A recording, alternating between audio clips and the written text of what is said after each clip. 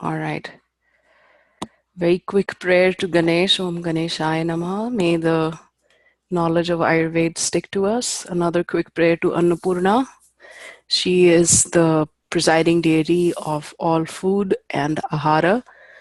May our lives and homes be always full of bounty and this knowledge be revealed in our hearts. Okay, let's move forward. So last week on Thursday, we did talk about processing, and we talked about how processing starts changing the quality. So basically what happens in the West, processing kills pran. And it doesn't mean it kills it 100%. It can reduce it to 80% or 70% or whatever. So think of how long canned foods sit on shelves. We talked about this. So basically the takeaway from that is, I think that's where I left the slideshow last time. When you process something, when you process a food, then this changes the Mahabhuta of the food. For example, in Ayurveda, we say you should drink hot water. So we ask you to boil water. So what is the nature of water? It's cooling, it's hydrating. But when we boil this water and then cool it down a little bit and then drink it, then we have changed the nature of that water. We have added the Agni, we have added fire to it. Now we have changed the nature from heavy and cooling to warming and light. So cooking or this is an Ayurvedic equivalent of processing. So basically the moral of the story is the Mahabhuta of the food. There's 5 Mahabhutas and skin can be changed by processing. So look, canning has, there's canning that you do at home. Basically when you make a jam, and when you're making a jam, I don't know if anybody's made a jam. I have. You basically add salt and sugar and it acts as a preservative.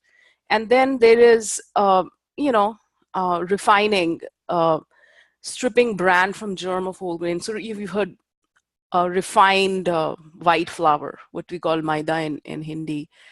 Basically, it prolongs shelf life, but everything that is good, I mean, it is like the dead body of the whole grain. Everything is being removed. After removing everything, because you want to prolong shelf life, then they add or fortify it with vitamins, minerals, omega-3s, fiber, or whatever, and then it's supposed to be, healthy. And so Ayurveda does not believe canning. I would say there are ways of making jam, but Ayurveda will add.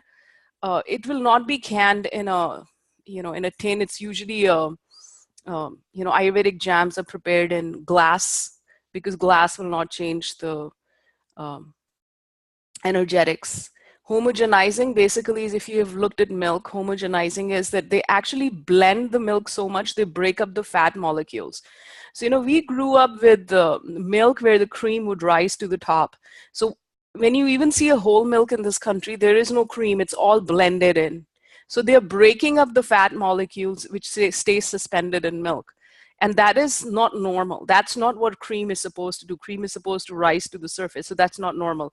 So all of these things, when you're refining, canning, homogenizing, are changing the Mahabhuta of the food. Pasteurizing. We talked about that, how milk is pasteurized.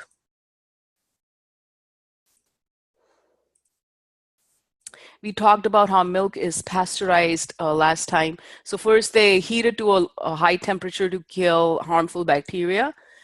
And then they fortify it with vitamin D because, there's problems with vitamin D in the United States. And they will, of course, add, we talked about potassium sorbate and sodium benzoate in everything. And that's just 2 on the top of my head. There's so many things that are added to improve safety because it's all about what can sit on a shelf. I mean, and organic food, they usually will consider, even organic food they're selling with, I just found these organic tortillas. And I was so excited. Oh, there's organic tortillas. And I looked at them and they had all these. What is the point of having an organic tortilla if you're adding all of these artificial chemicals in it? And then, of course, it's easier. I mean, I would rather go and buy, you have those ready-made tortilla places where they freshly make a tortilla. It's just literally just corn flour and water. That's it. They were not adding. A lot of people don't do it. You can go there. So let's look at Ayurvedic energetics. There's something we talked about, in the West, you have calories. and you have protein and carbs and vitamin A, iron, and whatnot. That's your Ayurvedic nutrition label. In Ayurveda, that is, you have the 6 rasas that are made up of the elements. Like you have a dosha, you are, let's say, pitta dosha. That means you're made of fire and water. And since all organic matter is made of, if, for example, chili peppers, hot peppers, hot chili peppers, they are also made of fire element. And milk is made of earth element, or fruits are usually they could be earth element and water element, or it could be fire element. So a lot of beans are made of air and space elements. Dark green leafy vegetables are made of air and space elements. This is something you just have to remember and download. And there's another thing. So in this particular AC 102, we are only concerned with the 6 rasas. And when we are going to prepare something to balance Vata, Pitta, Kapha, your Vikriti, Prakriti, Agni, we will only use the rasas and nothing else. However, we are introducing you to the concept of Virya. Virya is something is heating or cooling. You already know the Guna, 10 opposing qualities, heavy and cold and whatnot. The karma and prabhava. Food has a karma, and prabhava is the therapeutic action of the food. However, when you do AC 107, which is advanced Ayurvedic nutrition, then we do not focus on 6 rasas. Our focus becomes action, just the therapeutic action, because at that time we are preparing a pathya, apathya for people who are recovering from surgery, not for Vata, Pitta, Kapha, general balance. Then we are not looking at general balance, and we are looking at someone who has a disease. So we are introducing you to all of this, but because we don't want you to we should know the basics. So Virya is heating and cooling, and that's all. So I'm not even going to take too many questions on these. I only want us to focus on the 6 rasas, and I already introduced this, so let's move on. These are another 2 nutrition labels. One, like you can see, what is the effect on dosha, Vata, Pitta, Kapha, rasa. There's 6 rasas: sweet, sour, salty, pungent, bitter, astringent. Virya, heating or cooling. Vipaka means aftertaste. That is, vipaka is the taste that is perceived by your enteric nervous system, by your stomach. So there is an entire nervous system in your gut, which we call the gut brain. It's your enteric nervous system, and then you have the brain, which is your first brain, and you have the second brain, and both of these brains talk through your there's one nerve that connects. So there's been all these documentaries on it, but Ayurveda has known this for thousands of years. The taste perceived by your gut is called vipaka, and that's all we're going to do on the subject. It's unimportant, and it's not going to be used for making, when you are making a plan for someone to balance. All I want you to focus on rasa. These things, there's a lot more that you need to learn before you actually start going into the concept of Virya, Vipak, Prabhav. Prabhav means action, that's all. And then this is protein, and this is animal plant. This was done by one of my most favorite students. She is lives in Jamaica, actually. So we have a lot of international students. She just, if this was the homework and this is what she did. She's awesome. So I love this. Rasa is, by the way, she made this when, she'd already been studying Ayurveda for a while. So I love the fact, plus, minus, minus. So she used all the rasa. It took ghee. And what is the rasa of ghee? It is sweet. Is it hot or cold? It has a cooling potency. What is the effect on dosha? Vata goes down, pitta goes down, and kapha goes down in small amounts and high in high amounts. And direction for use, external, internal. And then, this is just 50% of our label. Then she went through how the ghee can be used internally, externally for Vata person, Pitta person, Kapha person, Dhatus, Srotas, with Triphala, with Trikatu, with honey. And she just was awesome in the way she did it. But the idea is just to give you an example. This is an Ayurvedic label, just to, let it sink in that we are not looking at calories. We are not looking at carbohydrate, protein. We are looking at pran. We already talked about that, whether the food has pran or not. It's fresh. Then we are looking at it has ojas or not, whether it will, increase your immunity. And how we know that, what effect it will have on your dosha, is based on this one. I've had so many students. So you're actually, one of your homeworks is going to be create a nutrition label for a food product. It could be anything. And it's just a fun assignment. It doesn't have to be as elaborate as this. It could be very simple. So that's going to be one of the assignments this time. We already know this. I want you to go straight here. There's five elements combined to make 3 doshas. And these 5 elements are present not just in your body, in your mind, but also in plants. That's why we know by the theory of similar and dissimilar what is good for us. So let's go straight here.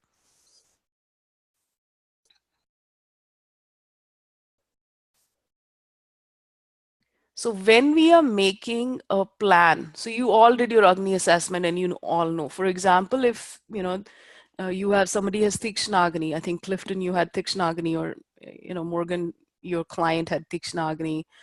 When someone has a typical Tikshna Agni, you want to cool it down. So it's all about adding water element and earth element. So you will add maybe root vegetables, earth element, milk, and so on.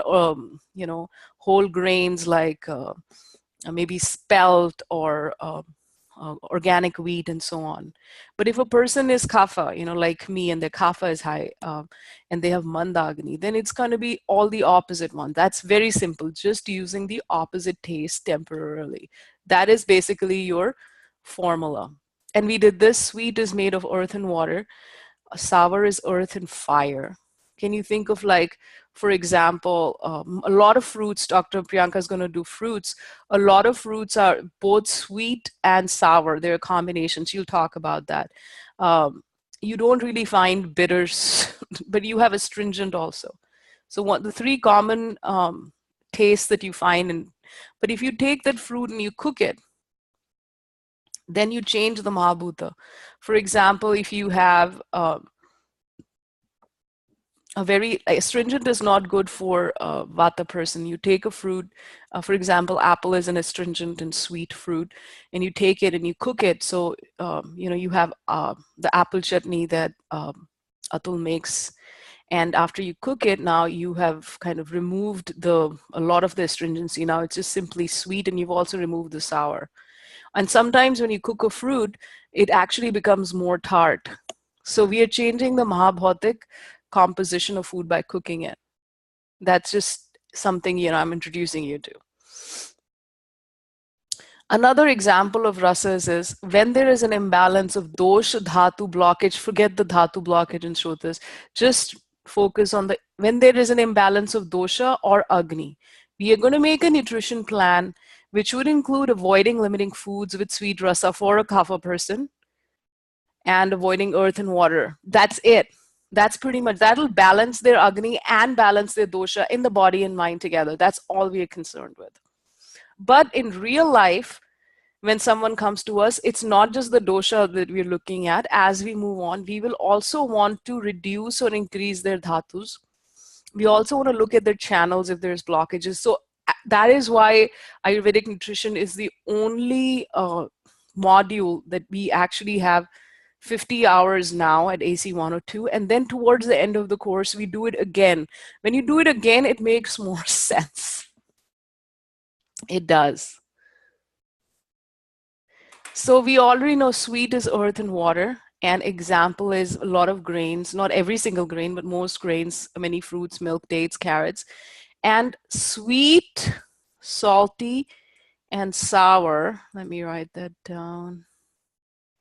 I'll just annotate it.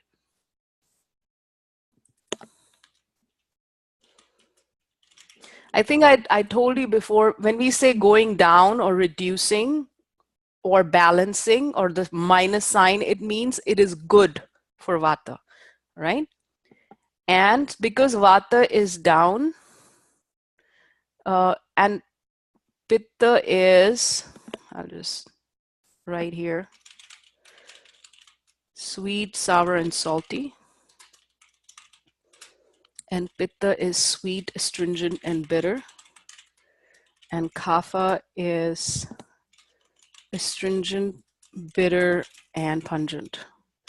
As far as this is concerned, the element and dosha, I don't even see any point in saying these things because you just have to memorize them. Just memorize it, because if you don't memorize it, you're in trouble for the rest of the year. You just have to memorize. You should know on the tip of your, you know, uh, astringent for pitta, astringent also for kapha. So this will help you also make plan for people who are combination doshas, for example, or someone is vata right now, their pitta is out of balance, so you want to add, more astringent bitter. Right now it's fall season, everybody's vata is going out of balance, so you want to add a little bit more sweet or citrusy fruits and so on and so forth. So let me just download this.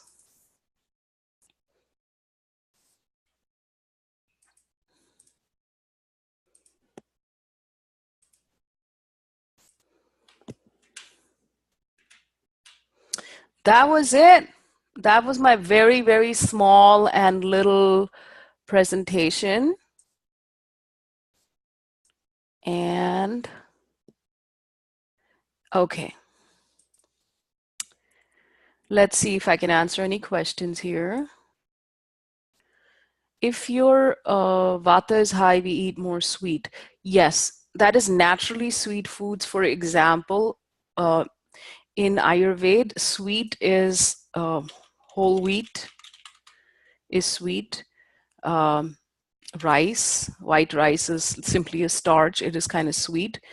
It has other rasas also, but then you have milk is sweet, ghee is sweet. A lot of fruits, but they should be cooked many times if vata is high, is sweet, right? There's some grains like millet or rye that are actually heating, but they're astringent.